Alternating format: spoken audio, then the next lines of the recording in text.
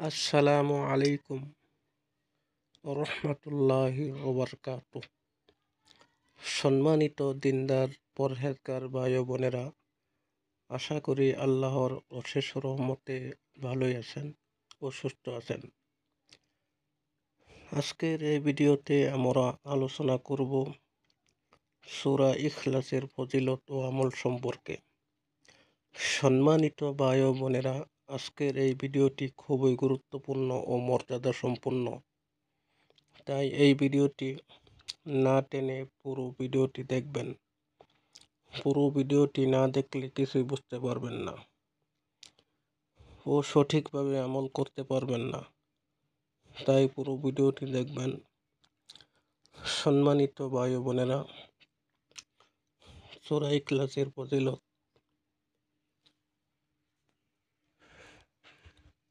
রাসূলুল্লাহ সাল্লাল্লাহু আলাইহি ওয়াসাল্লাম ইরশাদ করেন, যে ব্যক্তি নিয়মিত সূরা ইখলাস পাঠ করে, আল্লাহ তাআলা তার সংসারে কোনো অভাব অনটন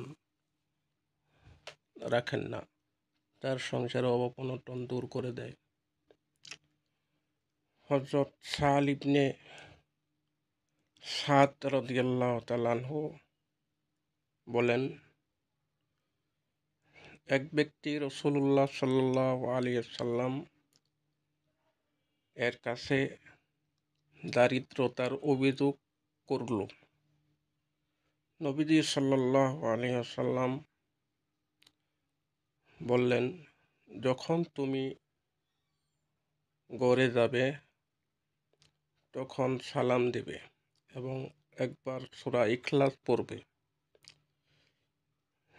এই আমল করার ফলে কিছুদিনের মধ্যে দারিদ্রতা দূর হয়ে যাবে। সুবহানাল্লাহ।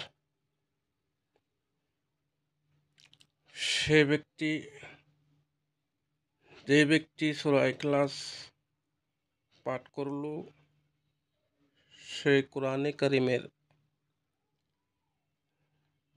1/3 পাঠ করল। সুবহানাল্লাহ।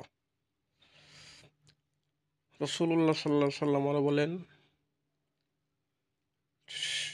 যে ব্যক্তি সূরা ইখলাস 100 বার পাঠ করল, আল্লাহ তাআলা নিজ কুদরতি হাতে জান্নাতের মধ্যে তার জন্য বিশেষ মর্যাদাশীল মহল তৈরি করবে। রাসূলুল্লাহ সাল্লাল্লাহু আলাইহি ওয়াসাল্লাম আরো বলেন, যে ব্যক্তি অধিক পরিমাণে সূরা ইখলাস পাঠ করবে, আল্লাহ তাআলা তার জন্য জান্নাত ওয়াজিব করে দেবেন। সুবহানাল্লাহ।